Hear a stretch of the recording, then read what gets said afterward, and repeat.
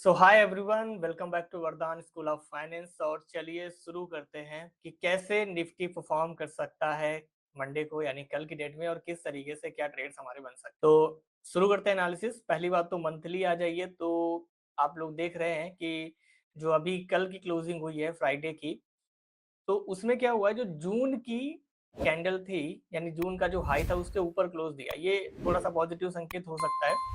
Global scenarios जो बने वो एक अलग केस होगा, बट कहीं ना कहीं ये हमारे लिए अच्छा है।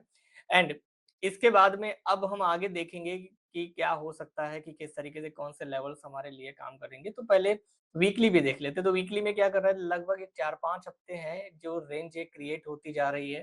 ठीक है, एक ये रेंज हमारा क्रिएट हो रहा है एंड इसके ऊपर ये एक रेंज क्रिएट हो रही है। इस रेंज के अंदर ही चल रहा है। इस रेंज का ब्रेकआउट जो होगा वो लीड करेगा एक सडन स्पाइक को, और ये वीकली कैंडल की रेंज है। तो एटलीस्ट डे टाइम फ्रेम में 2-3 कैंडल तो ऊपर बन ही सकती हैं। तो 2-3 दिन का मूव हम एक्सपेक्ट करेंगे आगे। अब डेली एनालिसिस के तौर पे आए तो 4-5 दिन की रेंज थी, उनको इसने तोड़ ही दिया है। और ये एक रेजिस्टेंस लेवल था जिसको इसने फॉलो किया, जो कि मैं बहुत टाइम से वीडियोस में बताते आ रहा था कि हमें एक रेजिस्टेंस जोन ये बन रहा है, गैप इम्बैलेंस, जो इसको थोड़ा सा एज अ रेजिस्टेंस ट्रीट कर सकता है। थोड़ा मार्केट ने इसको फॉलो भी किया एंड उसके बाद फाइनली इसके ऊपर क्लोजिंग देने की कोशिश की है। एंड अब आगे का सिनेरियो क्या होगा वो हम लोग देखते हैं।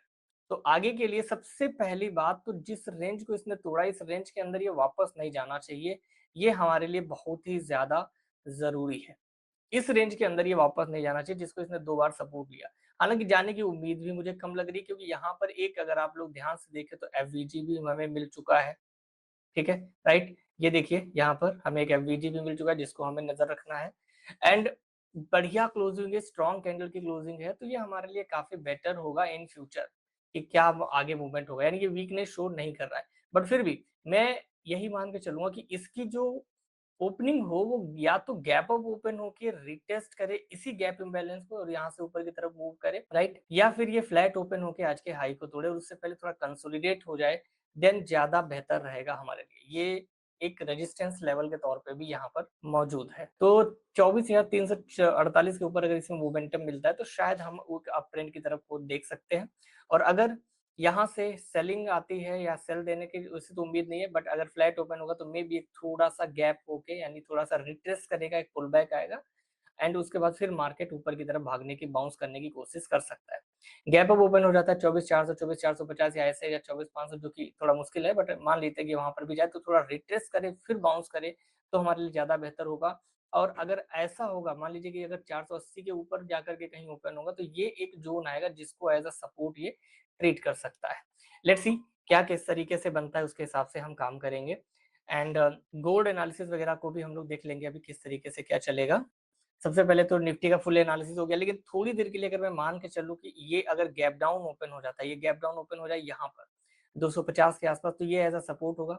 मे बी थोड़ा फ्लक्चुएट हो, बट इसके ऊपर जैसे 250 260 के ऊपर आएगा ये हमारे लिए बाउंस करने की कोशिश करेगा। थोड़ी देर एक केस और होगा, उसको अगर हम कंसिडर कर लें कि ये ब्रेक डाउन देता है इस लेवल का और कैंडल नीचे क्लोज होती है, तो उसके बाद फिर ये रिटेस्ट कर सकता है 250 को और मे बी एक स्मॉल सेलिंग भी देखने को मिल सकती है। तो ये सब चीजें हैं जो हमें देखनी है, किस तरीके से क्या क्रिएट होगा, उस पे हिसाब से हम काम करेंगे। तो ये ओवरऑल ही पूरा एरिया सपोर्ट जोन ही है जिसको हम ये कंसीडर करके ऑलरेडी चल ही रहा है। अब उसके हिसाब से ही आगे हमें ट्रेड करना रहेगा। तो अब आ जाते हैं गोल्ड की तरफ। तो गोल्ड को जैसा कि मैं देख पा रहा हूँ, इसने क्या किया है, पिछले 2-3 दिन का लो इसमें इस कैंडल में ब्रेक हुआ था। ये जो हमारी थर्सडे की कैंडल थी, इसके नीचे क्लोजिंग भी हुई थी, बट जो फ्राइडे की कैंडल बनी है इसने पिछले लो को स्वीप करके क्लोजिंग ऊपर दी है। तो मोस्ट प्रोबेबली शायद हम एक गैप अप भी देख सकते हैं वीकली टाइम फ्रेम की तरफ माने तो। यहाँ से ये बार बार इसको सपोर्ट ही ट्रीट कर रहा है, नीचे से बाउंस ऊपर करने की ही कोशिश कर रहा है। अब आ जाते हैं अपने इंट्राडे के पॉइंट ऑफ व्यू से कि ये क्या कैसे गेम कर सकता है। तो पहली बात तो ये यहाँ पर फ्लैग भी बना हुआ है, बट अगर गैप अप ओपनिंग होती है तो कहीं इसके आसपास हो सकती है, इन लेवल के आसपास 4040 के आसपास रिटेस्ट करके इसी को एज अ सपोर्ट रेट करके यहाँ से ऊपर जा सकता है। या फिर जहां ओपन होगा वहां उसके बाद कोई ना कोई एफवीजी या कोई लेवल क्रिएट होंगे, उनके बाद आप ट्रेड कर सकते हो। ये हम सेल ट्रेड में इसमें जाने का रीजन तभी बनेगा जब ये इस लो को ब्रेक करे। इस लो को ब्रेक करे, यहाँ कहीं एफवीजी वगैरह को क्रिएट हो जाएगा, तब हम यहाँ से सेलिंग करने के बारे में सोचेंगे और फिर हम आगे की नीचे की तरफ टारगेट को रखेंगे। ओवरऑल ट्रेंड की तरफ अगर हम लोग देखें कि ओवरऑल ट्रेंड क्या चल रहा है यहाँ पर, तो आप लोग देख सकते हैं कि गोल्ड का ओवरऑल ट्रेंड जो है वो डाउन ट्रेंड है। 2 आवर्स से भी, 1 आवर से तो यहाँ पे अभी कुछ दिन से साइडवेज है, बट ओवरऑल यहाँ से वीकनेस हमें शो हो ही रही है। अब देखने वाली बात होगी कि कब तक इस लो को कितने देर तक सपोर्ट करता है, सस्टेन करता है, उसके बाद यहाँ से हम आगे की तरफ मूवमेंट देख सकते हैं। तो अगर ये जो क्लोजिंग है इसके ऊपर ही कहीं ओपन होता है, रिटेस्ट करता है, बाइंग देता है, तो हमारे पास बाइंग सिनेरियोज होंगे जिनको हम ट्रिगर करेंगे, कोशिश करेंगे बाय करने का, बट बहुत बड़े टारगेट्स नहीं रखेंगे क्योंकि हमारा ट्रेंड वीक है।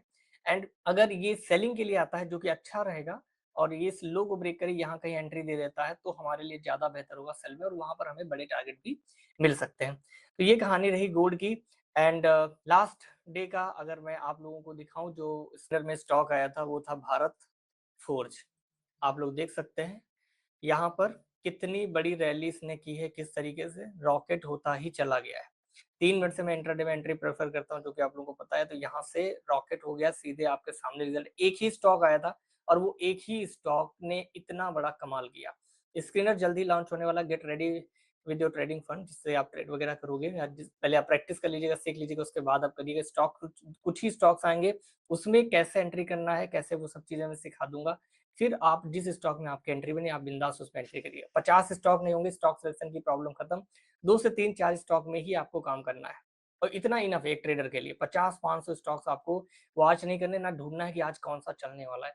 सुबह 9:18 पे ही उसमें कुछ स्टॉक दिखेंगे जिनमें मोमेंटम के चांसेस होंगे। ट्रेड कैसे, क्या एंट्री होगा, सब कुछ आपको सिखा दिया जाएगा। हाँ, अब जो कि निफ्टी की एनालिसिस मैंने आपको ऑलरेडी दे ही दी है, गोल्ड की एनालिसिस आपको दे ही दी है। यूएस ईरान वॉर की वजह से कोई सिनेरियोज चेंज हो सकते हैं, तो वो थोड़ा आपको नजर रखना पड़ेगा। अगर कोई बैड न्यूज होती है तो वहां पर जो मैंने लेवल्स बताए उन्हीं पर बैड न्यूज के हिसाब से काम कर सकते हैं। यानी मान लीजिए कि कोई बहुत बड़ी बुरी न्यूज आती है, तो उस केस में हम सेलिंग प्रेफर करेंगे 225 के नीचे। अगर इसके ऊपर होगा तो हमारे पास बाइंग होगी। मान लीजिए गैप अप बहुत ज्यादा ओपन हो जाता है 24,500 के आसपास या कहीं, तो यहाँ कोई ना कोई लेवल रेजिस्टेंस का क्रिएट हो जाएगा, जो कि 24,525 है। 24,500 एक सपोर्ट लेवल है, यहाँ से मार्केट सेलिंग देता है तो हमारे पास सेल भी बन सकता है। इन दोनों सिनेरियोज को हमको मान करके चलना है। बाकी मिलते हैं नेक्स्ट वीडियो में, तब तक के लिए bye bye, take care and enjoy everyone.